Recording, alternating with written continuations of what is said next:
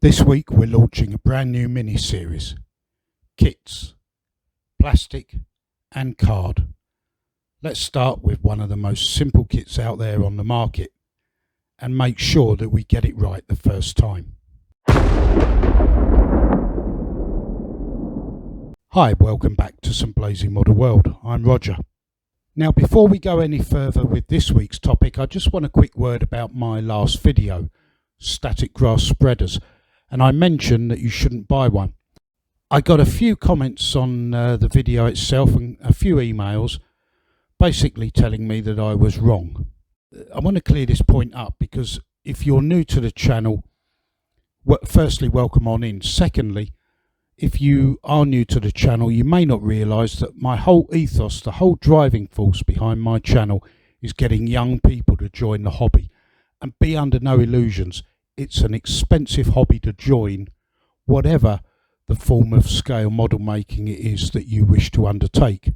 I'm not saying don't buy a static grass spreader, and if you already have one and you have good results, by all means carry on. What I am encouraging viewers to do is to look at alternatives as to how they might spend their money and to find a different way of doing something.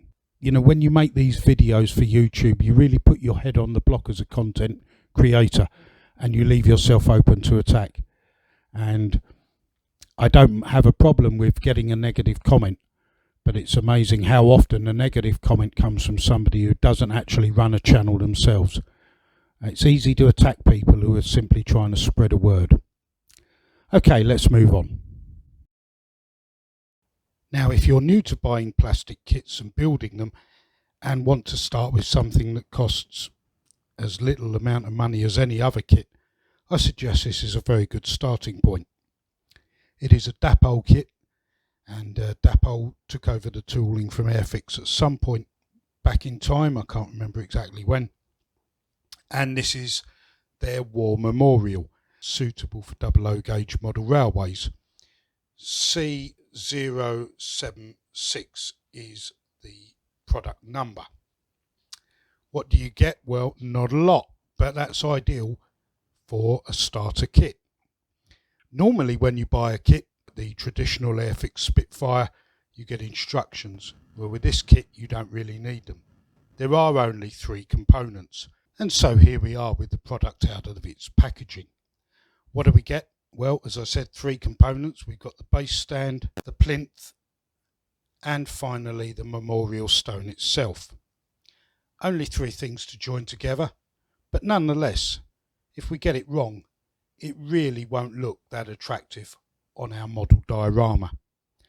Get it right, and we could have a really nice little talking point when people come to view our work.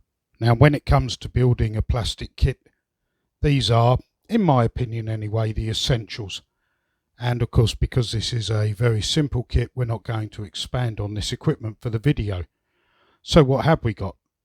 Well, I've got a small pair of side cutters to trim off the main parts from the sprues. I've got a liquid cement.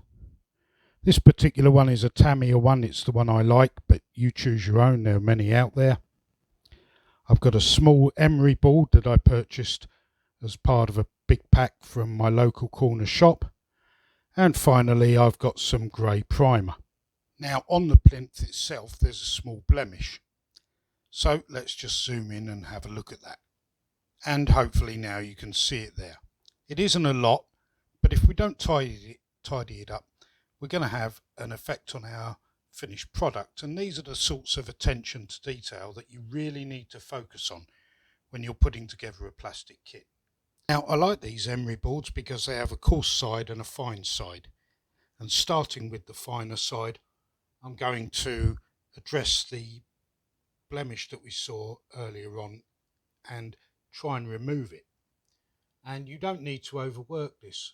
You really are just putting a small amount of pressure on, and this is one way to do it.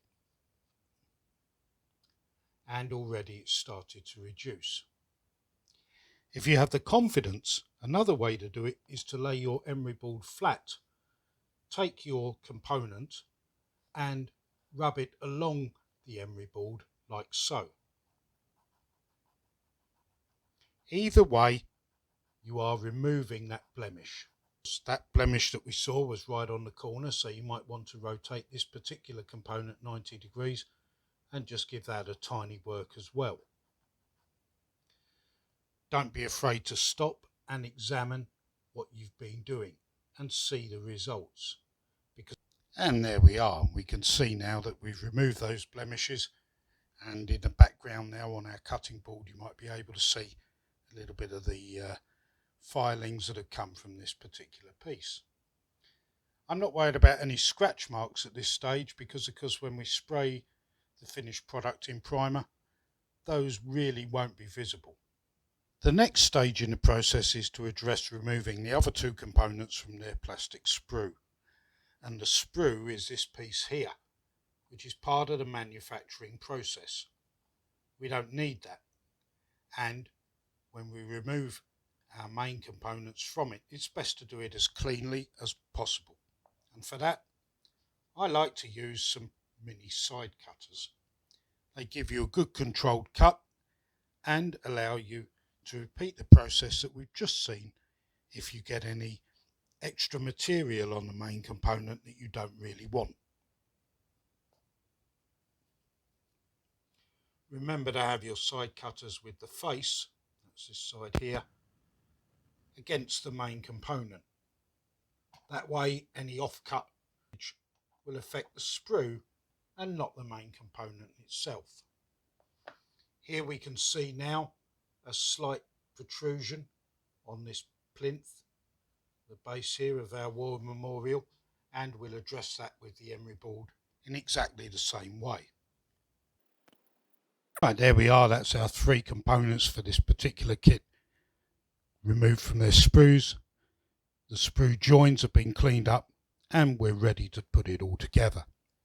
At this point I have to emphasize the importance of a dry run.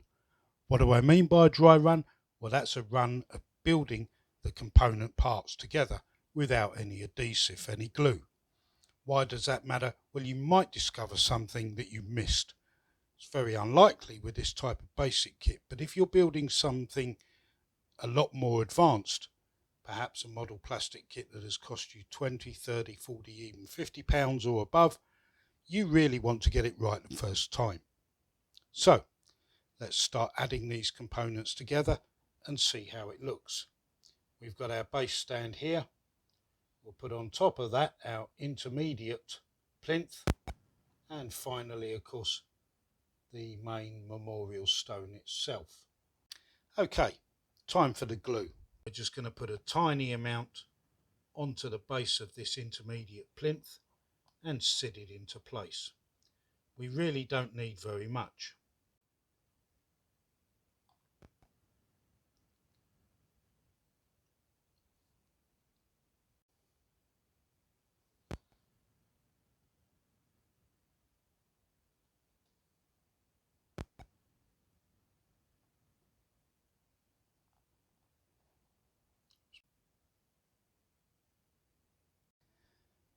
There is our memorial stone fully assembled, and I guess for many of you the temptation now is to start painting it.